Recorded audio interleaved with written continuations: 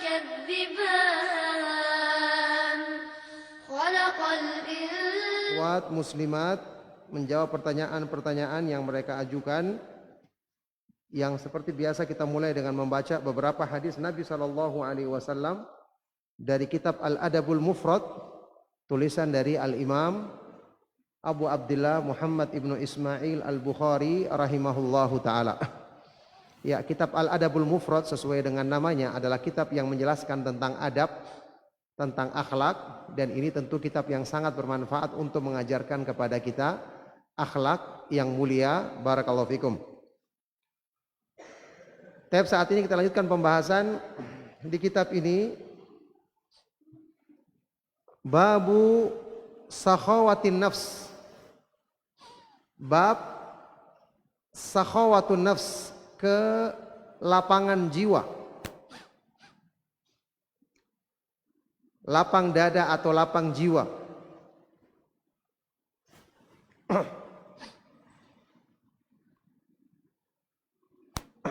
Taib.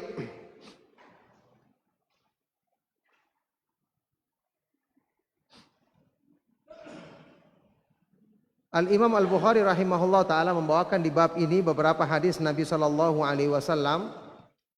yang menggambarkan bahwa ini adalah merupakan salah satu dari akhlak yang mulia, yaitu berlapang dada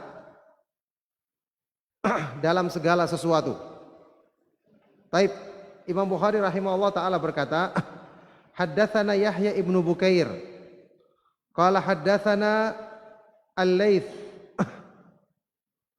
an ibni Ajlan anil Qaqa an Abi Saleh an Abi Hurairah radhiyallahu ta'ala anhu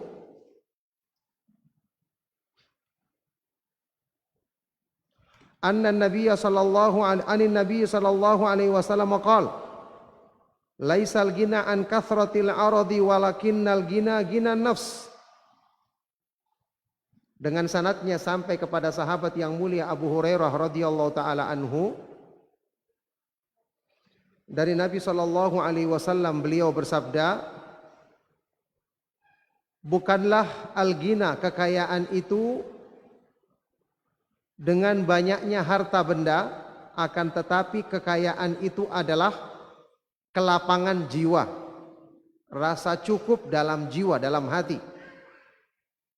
yakni orang yang punya hati yang lapang, pemurah dalam kebaikan, ridho dengan segala ketentuan dan pembagian yang Allah berikan bagi dirinya, hatinya selalu bersyukur, selalu berpikiran positif. Ini adalah orang kaya yang sesungguhnya. Ya, karena dia selalu bersangka baik kepada Allah, dia selalu menerima segala pembagian yang Allah berikan untuknya, maka dialah orang yang kaya. Di dalam hadis lain yang diriwayatkan dalam Sunan Abi Daud dinyatakan hasan oleh Syekh Al-Albani rahimahullah taala, Rasulullah SAW pernah bersabda, "Warda bima qasamallahu laka takun agnan nas." Ridhoilah, terimalah dengan lapang pembagian rezeki yang Allah berikan untukmu, maka kamu akan menjadi orang yang paling kaya.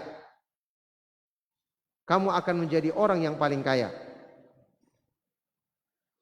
Nah, jadi inilah kelapangan jiwa yang sesungguhnya, dan inilah yang dimiliki oleh Rasulullah sallallahu alaihi wasallam, kemudian para sahabat radhiyallahu taala anhum ajmain. Ini hadis sahih.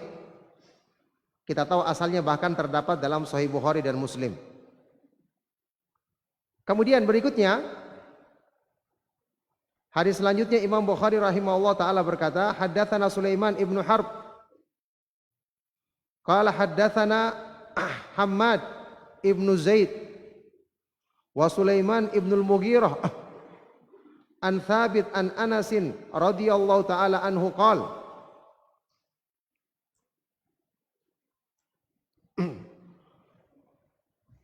khadimtun nabiyya sallallahu alaihi wasallam 10 sinina fama qala li uffin qat wa ma qala li syai'in lam af'aluhu ala kunta fa'altahu wala li syai'in fa'altuhu lima fa'altahu.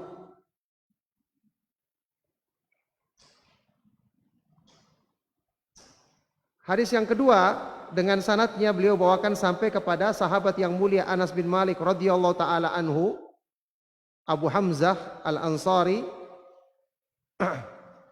Ya. Anas bin Malik radhiyallahu taala anhu beliau berkata, aku pernah menjadi pelayan Nabi sallallahu alaihi wasallam selama 10 tahun. Sekali lagi ini merupakan kebanggaan bagi mereka yang melayani Nabi sallallahu alaihi wasallam untuk keperluan-keperluan beliau. Aku pernah melayani Rasulullah sallallahu alaihi wasallam selama 10 tahun, maka beliau tidak pernah berkata kepadaku uff. Ini kalimat yang mengandung cercaan atau celaan. Sama sekali beliau tidak pernah mengatakan kata-kata itu. Wa ma qala li syai'in lam af'alhu. Beliau bahkan tidak pernah berkata kepadaku tentang sesuatu yang tidak aku lakukan. Ala kunta fa'altahu. Ya, kenapa kamu tidak lakukan ini? Bukankah sebaiknya kamu lakukan? Dan juga beliau tidak pernah mengatakan tentang sesuatu yang aku perbuat lima fa'altahu. Kenapa kamu lakukan ini? Maksudnya di sini Nabi Shallallahu Alaihi Wasallam ketika menegur pun dengan cara yang baik. Ketika ingin menganjurkan sesuatu, ya, beliau memilih kata-kata yang halus. Misalnya ada sesuatu yang sebaiknya dilakukan, ya, maka dia menyampaikan kepada Anas bin Malik radhiyallahu taala anhu dengan kata-kata yang baik agar dia melakukannya. Sebagaimana ketika dia ingin melarang Anas bin Malik radhiyallahu taala anhu melakukan sesuatu, dia pun juga menegurnya dengan cara yang baik. Dia pun menegurnya dengan cara yang baik.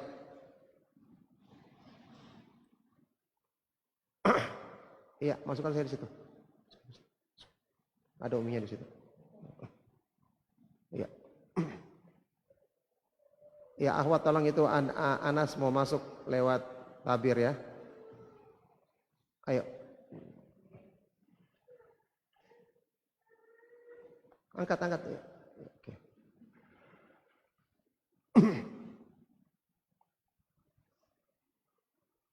Jadi ini menunjukkan kemuliaan akhlak Rasulullah Shallallahu Alaihi Wasallam. Maksudnya sampai pun beliau bergaul dengan anak kecil, bergaul dengan pelayannya, orang yang kedudukannya di bawah dia, tetap beliau menggunakan bahasa yang santun ketika menegur.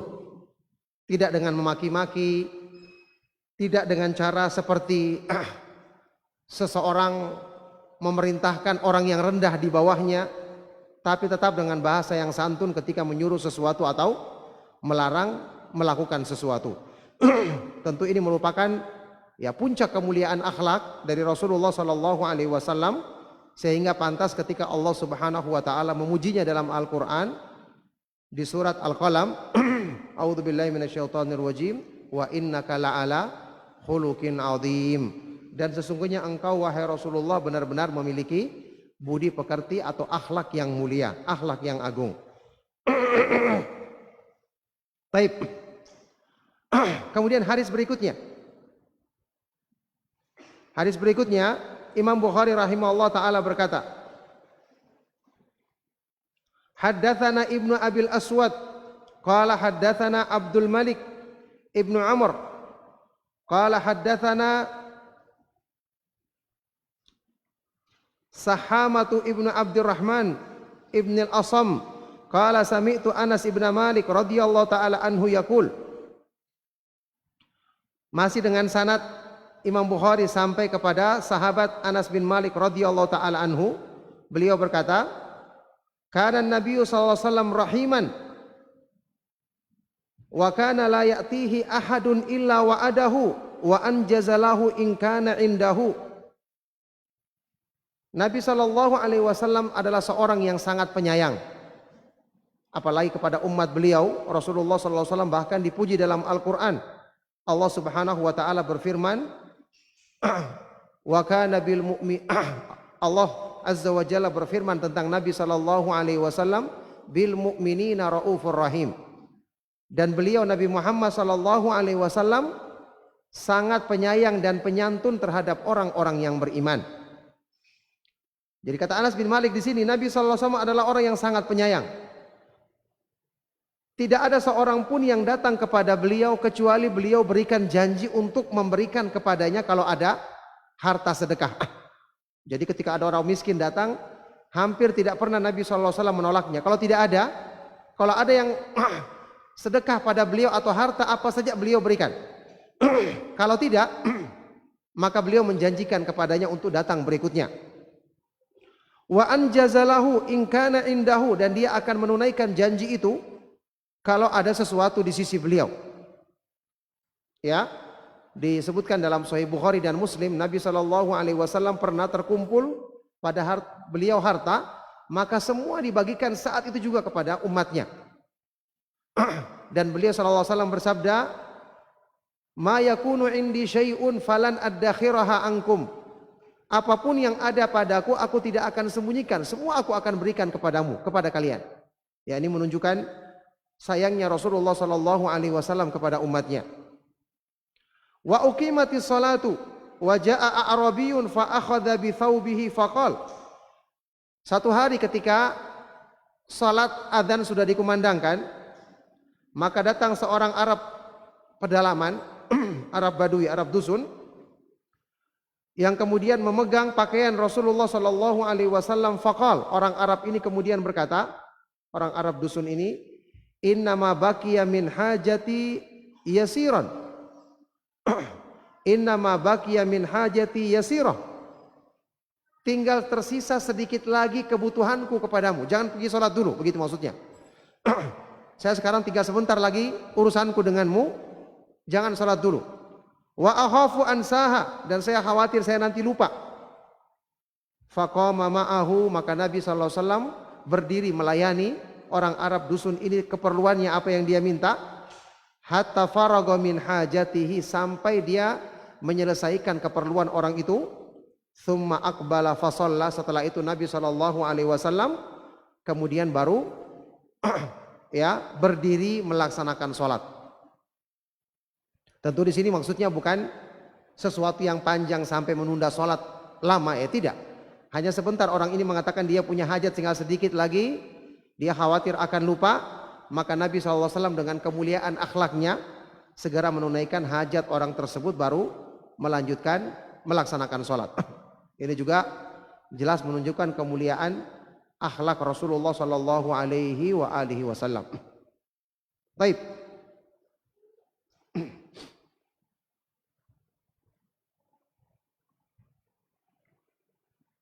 Ini hadis derajatnya hasan sebagaimana dijelaskan oleh Syekh Al-Albani rahimahullah taala dalam kitab Silsilatul Ahadits Shahihah. Kalau dua hadis sebelumnya tadi adalah hadis yang sahih semua. Kemudian berikutnya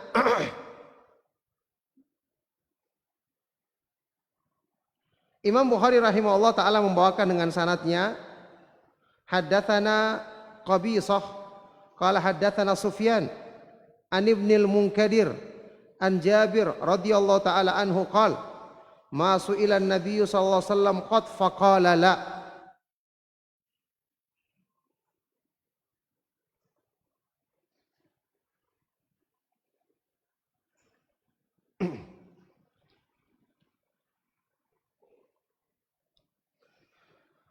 Baik. Imam Bukhari membawakan dengan sanadnya sampai kepada sahabat yang mulia Jabir bin Abdullah radhiyallahu taala anhu.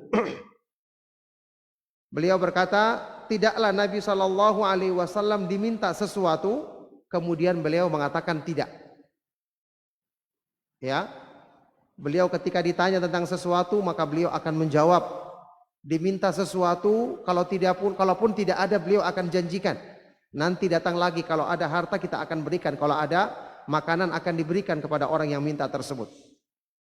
Ya, ini juga menunjukkan kemuliaan akhlak Rasulullah SAW, tidak pernah menolak orang yang meminta kepada beliau Sallallahu Alaihi Wasallam. Ini hadis sahih. Ya. Kemudian yang berikutnya Imam Bukhari rahimahullah taala membawakan dengan sanadnya haddatsana Farwatu ibnu Abil Mighra qala haddatsana Ali ibnu Mushir an Hisham ibnu Urwah qala akhbarani Al-Qasim ibnu Muhammad an Abdullah ibn Zubair radhiyallahu ta'ala anhuma qala ma ra'aitu imra'ataini ajwada min Aisyah wa Asma radhiyallahu ta'ala anhuma wajuduhuma mukhtalifun amma Aisyah fakanat tajma'u syai'a ila syai' hatta idza kana ijtama'a indahu qasamat wa amma Asma fakanat la tumsiku syai'an li ghad.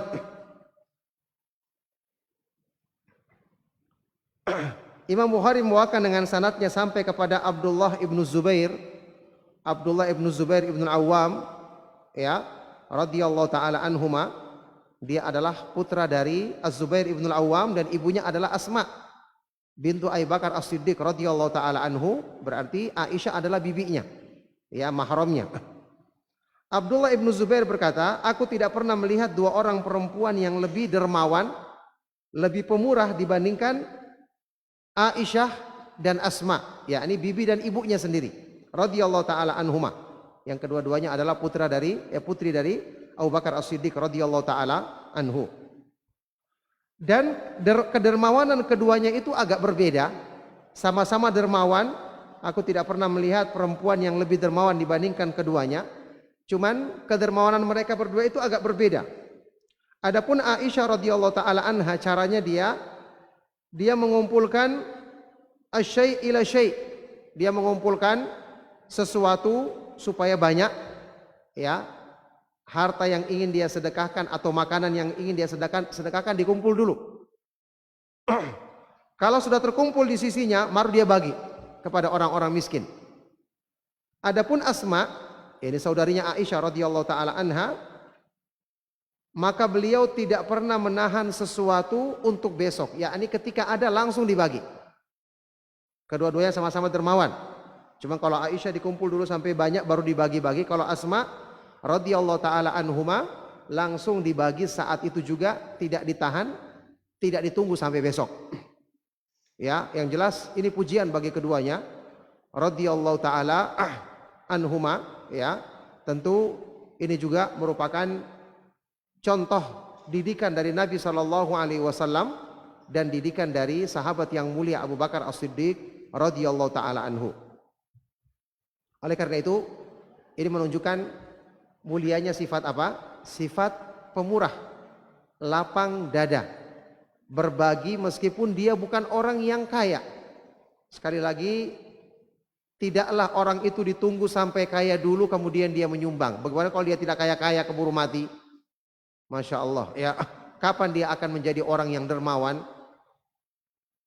Ya, jadi berbuatlah baik, berbuatlah kebaikan, dan kita tahu justru kebaikan itu yang paling utama adalah kalau kita sendiri sempit tapi kemudian kita mau berbagi dengan orang lain.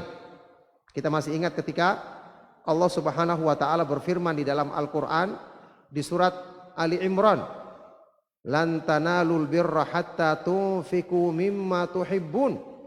Kalian tidak akan meraih kebaikan yang sejati sampai kalian menginfakkan dari harta yang kamu cintai. Ketika turun ayat ini, para sahabat radhiyallahu taala anhum ajmain berlomba-lomba untuk mempraktekannya. Bayangkan, ini adalah kebaikan yang sejati, kebaikan yang mendapatkan keridhaan Allah. Apa yang mereka lakukan? Orang yang kaya, yang punya harta, dia mencari harta yang dicintainya kemudian disumbangkan di jalan Allah. Bagaimana yang miskin? Dan itu kebanyakan sahabat seperti itu. Mereka tidak berkecil hati. Apa yang mereka lakukan? Ya, segera mereka ke pasar. Ada yang bekerja menjadi tukang pikul, ada yang bekerja untuk jasa, ada yang berjualan. Setelah mendapatkan harta, mereka sumbangkan di jalan Allah Subhanahu wa taala, karena mereka mengamalkan apa yang Allah Subhanahu wa taala firmankan di ayat ini. Yakni tidak harus menunggu orang jadi kaya dulu untuk menjadi orang yang baik.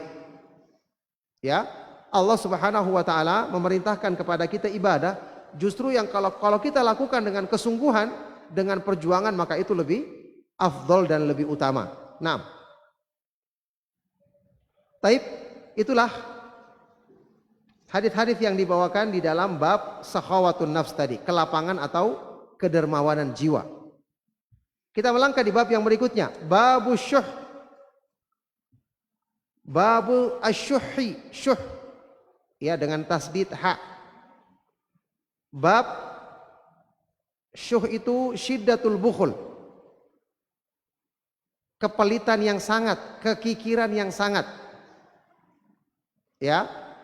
Orang yang dijaga dari sifat pelit seperti ini, dialah orang yang beruntung. Di dalam Al-Qur'an Allah Subhanahu wa taala berfirman, "Wa may yuqa syuhha nafsihi faulaika humul muflihun." Barang siapa yang dijaga dari kepelitan dirinya, maka merekalah orang-orang yang beruntung. Pelit itu ada potensi pada diri masing-masing manusia. Makanya kita butuh minta kepada Allah agar dijaga dari sifat buruk ini.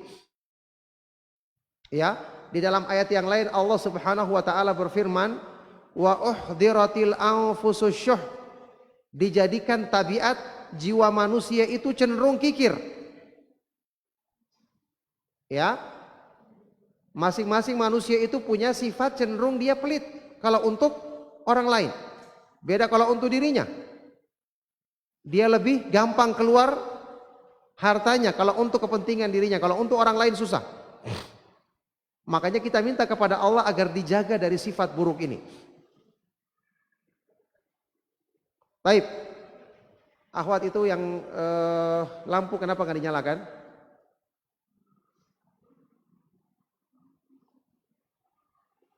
Iya. Mungkin niatnya supaya hemat listrik, tapi nanti ada yang mengantuk karena gelap-gelapan. Baik, kita baca beberapa hadis yang dibawakan di bab ini. Pertama, Imam Bukhari rahimahullah taala berkata, haddatsana Musaddad haddatsana Abu Awana an Suhail ibnu Abi Saleh an Safwan ibnu Abi Yazid an Qaqa ibn al-Lajlaj an Abi Hurairah radhiyallahu taala anhu qala. Imam Bukhari membawakan dengan sanadnya sampai kepada Abu Hurairah radhiyallahu taala anhu. Abdurrahman bin Sakhar Ad-Dausi, sahabat yang paling banyak meriwayatkan hadis Nabi sallallahu alaihi wasallam secara mutlak.